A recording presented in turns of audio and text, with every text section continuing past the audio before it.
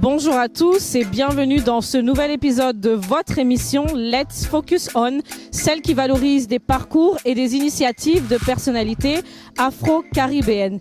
Nous sommes aujourd'hui au cœur de la ville de Saint-Denis, en région parisienne, à la rencontre de notre invité, originaire du Cap-Vert et de la Martinique. Passionné de littérature, il nous présente aujourd'hui son projet de librairie de rue. Vous le connaissez entre autres sous le pseudonyme Hannibal Lecter. Sans plus tarder, let's focus on Luc Pinto Barreto, alias dealer de livres. C'est parti!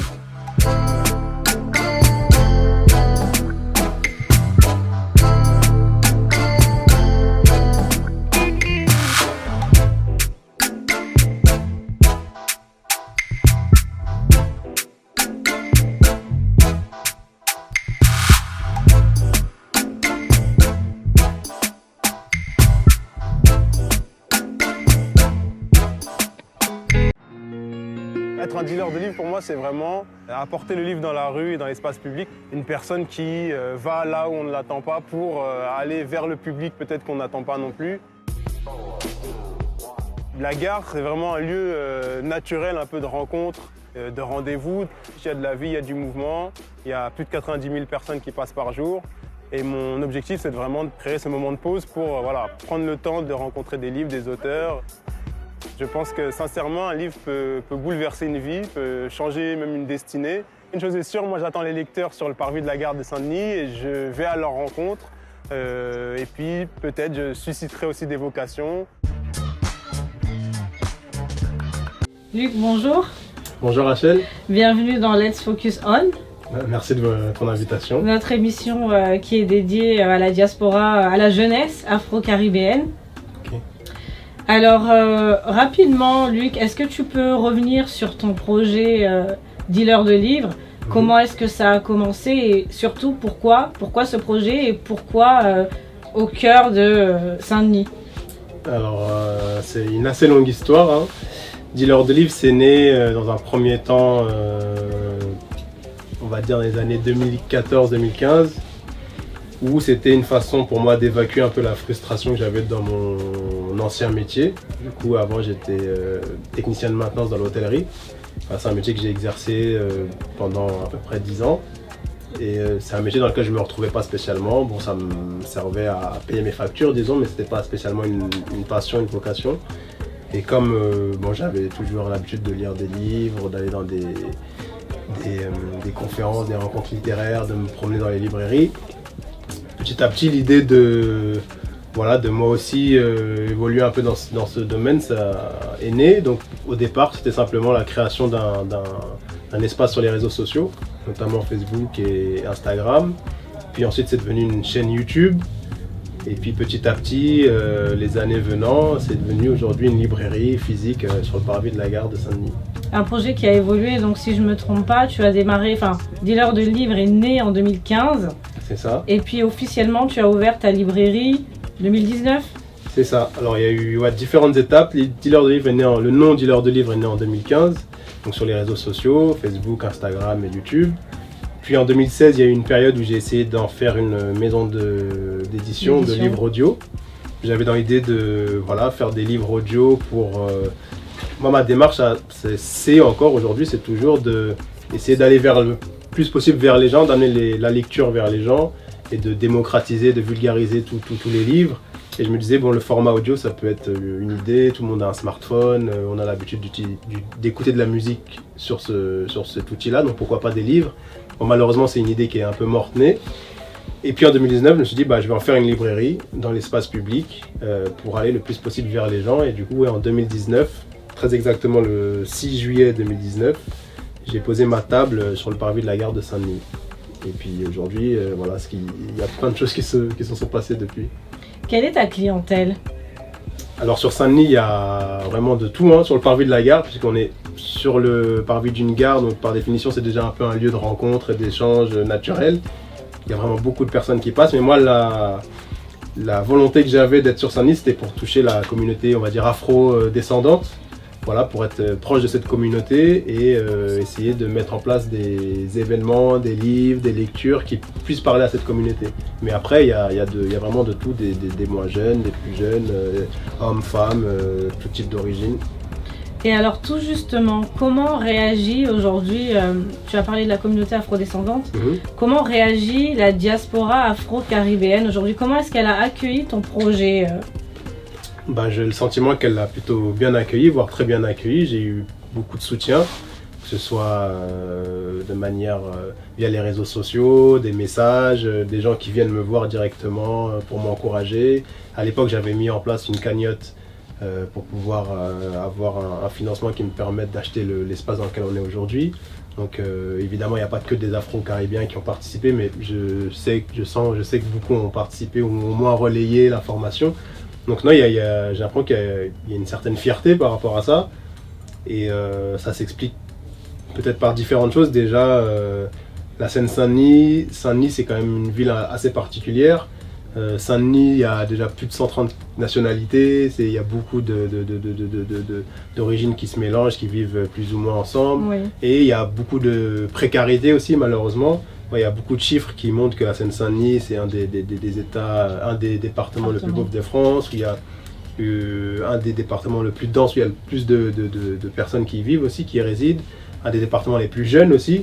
Donc il y a beaucoup de choses qui font que me mettre à cet endroit-là, ça a fait ça a eu un écho vraiment national, voire même international, que moi-même j'attendais pas. Oui. Alors j'ai quand même une question parce que en parcourant tes réseaux sociaux, j'ai lu différents avis mitigés. Alors bon, on a toujours des critiques qui sont constructives, d'autres peut-être moins. Et donc certains ont pu du moins être réticents par rapport à ce projet parce que, comment dirais-je, c'est comme si, le fait de venir s'installer physiquement en Seine-Saint-Denis, certains l'ont mal perçu dans le sens où c'est comme si en fait on arrive à la rencontre en fait d'une population qui c'est fort ce que je vais dire et c'est pas, je pèse mes mots en disant cela. Certains le prennent comme si tu t'adresses à une population qui est peut-être illettrée et ce serait aussi une façon de réconcilier en fait la lecture avec un certain type de population. C'est vrai qu'au départ j'ai pu entendre certaines critiques de manière générale. Quand j'ai commencé à émettre l'idée que je voulais devenir libraire, que ce soit à Saint-Denis ou ailleurs, de manière générale, c'était pas quelque chose qui était très encouragé dans mon entourage, plus ou moins proche ou professionnel, par exemple mes anciens collègues de travail, parce que dans les imaginaires général, la lecture, ça parle plus à personne, quoi. Pour beaucoup de gens, les gens ne lisent plus, Amazon est arrivé, donc les librairies ne fonctionnent plus.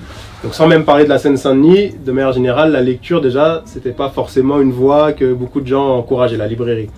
Ensuite, le fait d'être à Saint-Denis, comme j'ai dit, à Saint-Denis, il y a plus de 130 nationalités, il y a une population émigrée importante ou d'origine émigrée très, très importante. Et c'est vrai qu'il y a ce cliché de à Saint-Denis, personne ne lit, c'est des choses que j'ai entendues et que j'entends même encore aujourd'hui.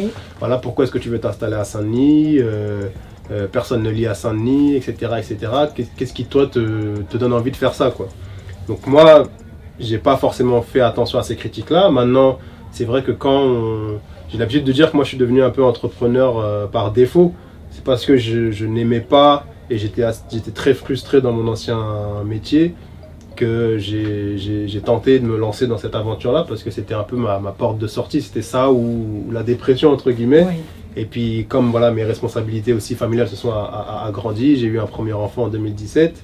Je me suis dit si je tente pas quelque chose maintenant, les années vont passer et puis ce sera beaucoup plus compliqué. Donc j'ai pas fait trop attention aux critiques et puis je me suis lancé. J'ai trouvé les bonnes personnes sur ma route qui m'ont bien aiguillé et moi mes convictions panafricaines, mes convictions des personnes qui veulent essayer de rendre le plus accessible possible la culture à toutes et tous. On va y revenir aussi. On fait que j'avais envie de m'installer sur ce territoire-là.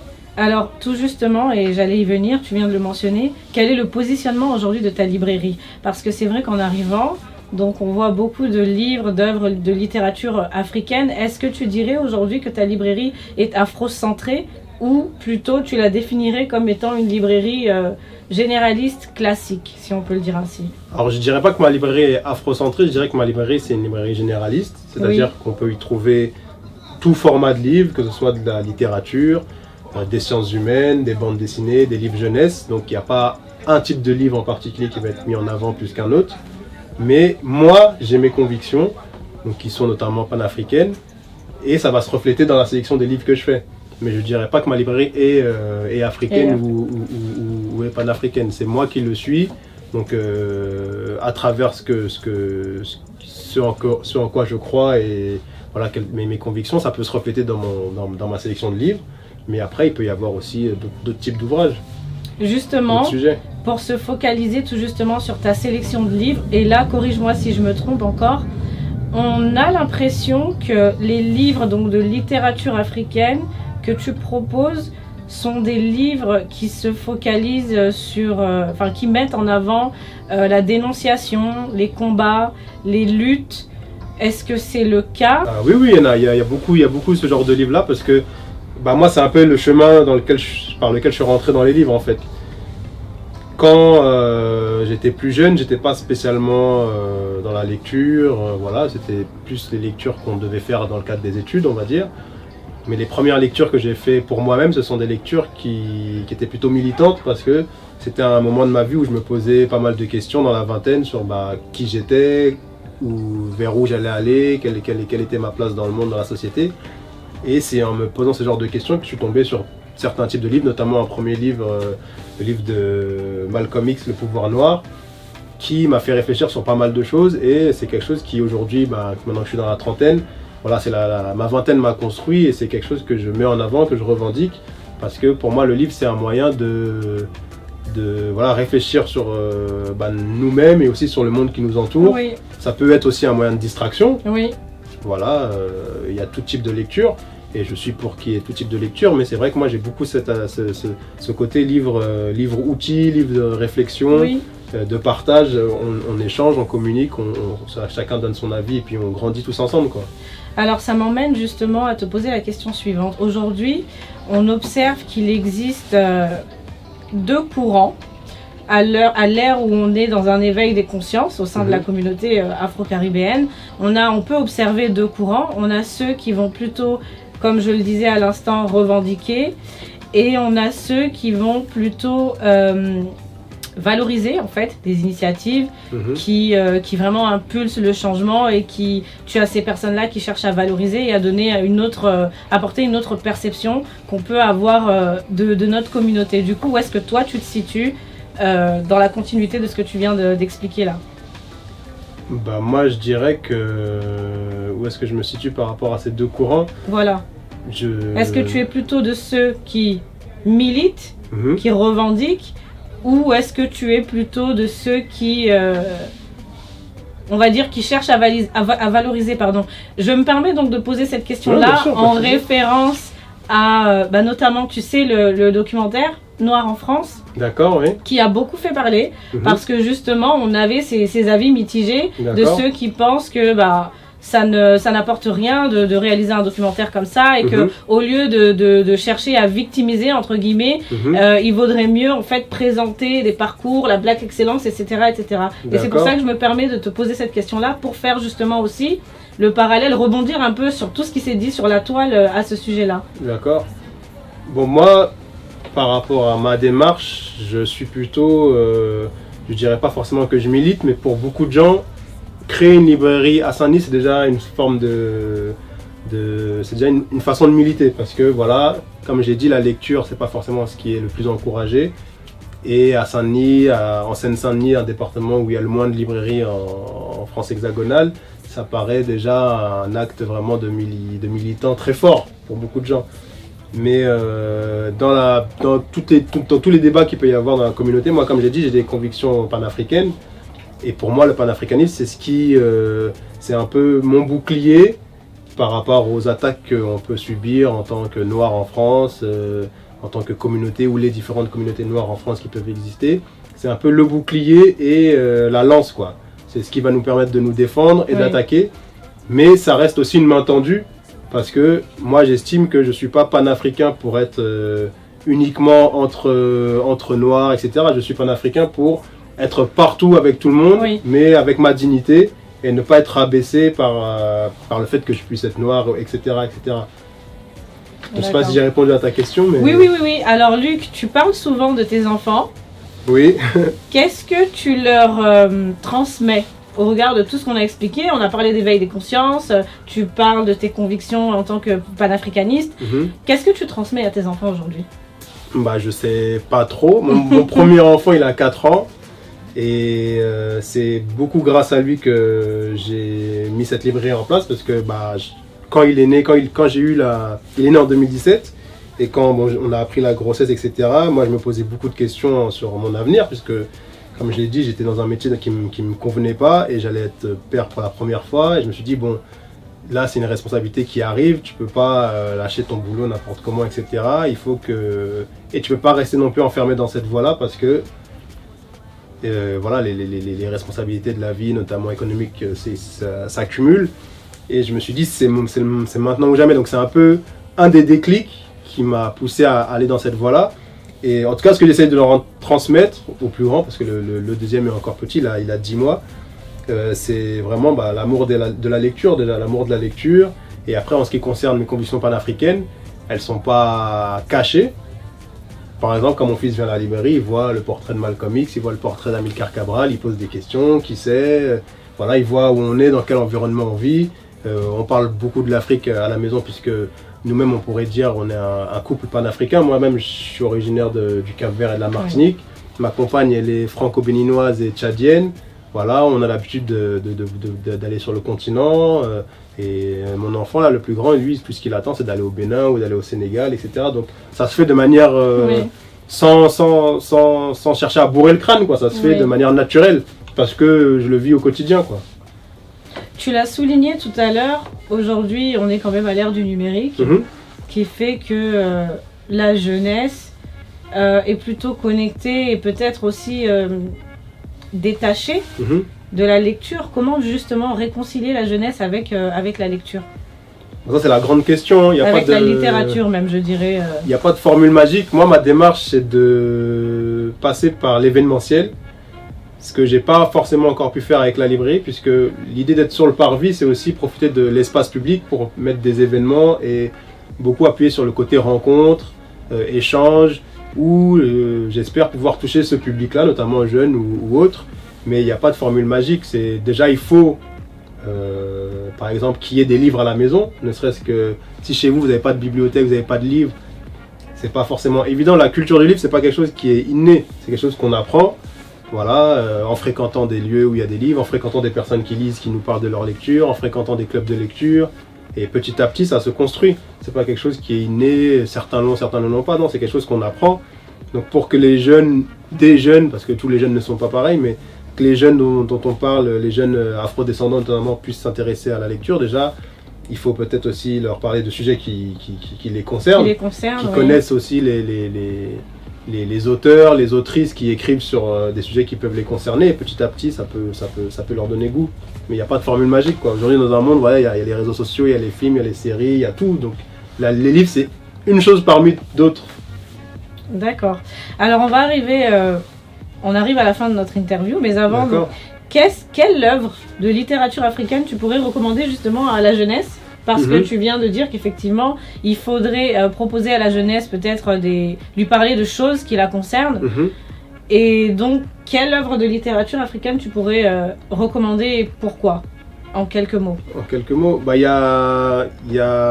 c'est vrai que c'est pas tellement la littérature que je mets en avant, c'est plutôt tout ce qui est sciences humaines. Mais dans la littérature pure, ce que j'ai beaucoup aimé, qui pourrait peut-être parler à un public jeune, il y a un livre notamment qui s'appelle Dites-leur que je suis un homme, de Ernest J. Gain, si je dis pas de bêtises, qui raconte la vie d'un Afro-Américain dans le sud des États-Unis qui malheureusement est condamné à mort. On apprend ça très vite dans l'histoire et qu'il y a très peu d'échappatoire pour lui, mais c'est comment il va pouvoir affronter cette épreuve ultime avec le plus de dignité en tant qu'homme noir. Donc c'est une très belle histoire qui se lit vraiment, qui prend aux tripes. Je pense aussi à, peut-être dans un registre plus militant, il y a une autobiographie d'Assata Shakur, l'autobiographie d'Assata Shakur qui est aux éditions Premier Matin de Novembre, qui est aussi une très belle histoire de comment une femme noire a réussi à lutter pour sa dignité alors qu'elle n'était pas forcément destinée à ça. Enfin voilà, elle est arrivée au militantisme, pas par vocation mais par survie d'une certaine façon. Il y a ce livre-là auquel je pense. Après peut-être dans un registre plus littérature jeunesse, il y a un livre d'Insa Sané auquel je pense qui s'appelle Sarcelles Dakar. Donc, qui pourra peut-être parler à une jeunesse afro qui est entre deux mondes, la France et ses origines africaines, là notamment le Sénégal. Et puis pour les plus jeunes peut-être, les tout petits, parce que la lecture c'est depuis, je pense que c'est dès le départ qu'il faut commencer. Un album jeunesse qui s'appelle Jabari Plonge, et où là on suit une famille afro, un père, son fils et sa fille. Il les amène à la piscine et c'est un peu une histoire de confiance en soi, il faut avoir confiance en soi pour aller au-devant de ses peurs, au-delà de ses peurs, parce que le petit Jabari, il a peur de sauter du plongeoir et puis voilà, il est encouragé par son père qui prend le temps. Il y a la patience, la confiance en soi, il y a ces valeurs-là qui se sont transmises à travers ce livre-là. Donc c'est les livres dont je pourrais parler. Alors, merci pour toutes ces recommandations. Il n'y a pas de quoi. On a parlé de lecture, de littérature, etc. Et je le dis toujours dans cette émission, on présente des portraits, on valorise des portraits, mais on aimerait aussi apprendre à te connaître on aimerait apprendre à te connaître toi. D'accord. Donc est-ce que tu es prêt à répondre à nos questions? Ouais, pas de problème. Alors c'est l'heure du portrait chinois revisité.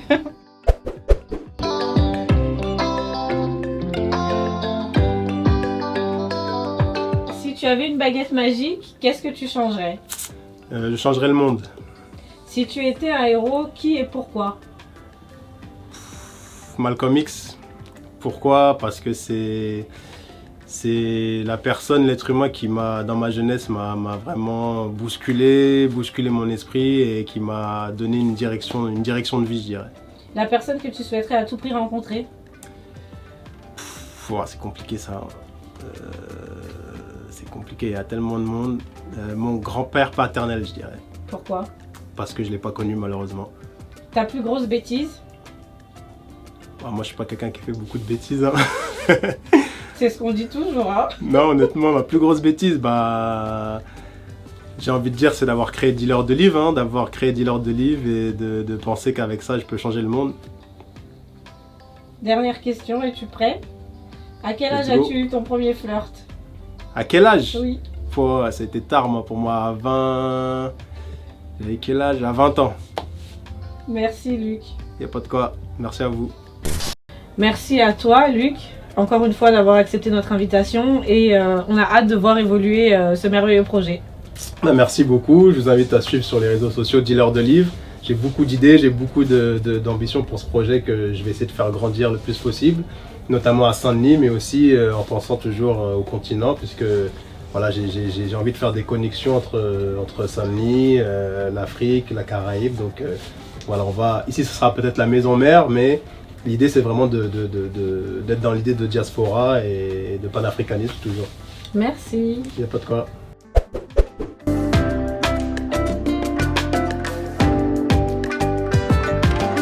Notre émission touche à sa fin, mais avant de se quitter, je souhaiterais vous présenter une découverte cette semaine. Un artiste originaire de la République démocratique du Congo.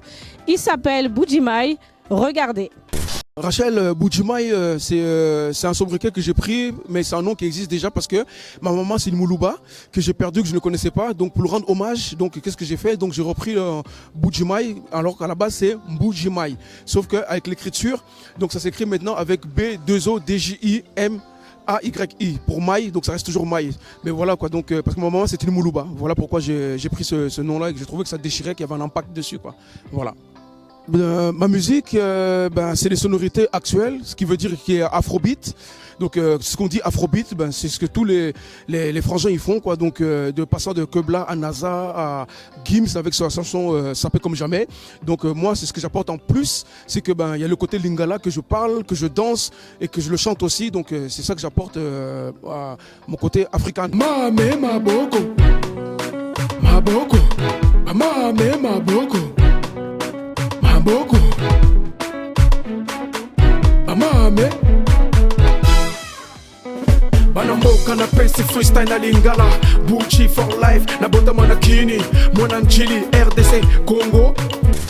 Oui, Kochiko, ben, c'est simple, c'est-à-dire que c'est dans les écoles maternelles au niveau de l'Afrique, les jeunes filles, quand il faut le sol élastique, au moment de sauter, quand elles tournent leur élastique et tout, donc elles font Kochiko, Kochiko, Kochiko. Donc on peut retrouver aussi dans la danse de Werason ou de Wenge Musica, qui a été introduisée par Celios Kram, donc qui fait que quand vous voyez la danse qui fait allez Kochiko, Kochiko.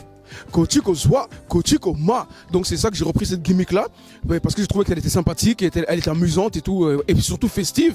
Et c'est ça que j'ai utilisé dans le morceau Kochiko. Voilà. Kochiko Ma, Kochiko mais là, Primus, tu le sais, on s'y colle dès la petite école, pas de protocole, ils n'ont pas la colle. On consomme le matin, midi, le soir, assis devant la parcelle, on tease et les gens disent dans la yekuna. Et s'il y a l'angoué, dans la yekuna, à Gongweya. Mon coup de cœur, ça sera Yaya Lewis. Voilà. C'est un gars que j'apprécie, j'aime sa diatance, j'aime sa prestance. Donc je me dis, moi et lui en featuring, ça peut faire que du bon, quoi. Voilà. S'il m'entend, en même temps, Boudjima, il est là, quoi. À l'avant, en arrière. Donc, ouais, hein, on s'arrête là parce que, voilà, quoi, il y a du monde, quoi. Banambo canapé c'est freestyle à Lingala. Bucci for life, Nabotamana Kini, Monanchili, RDC, Congo.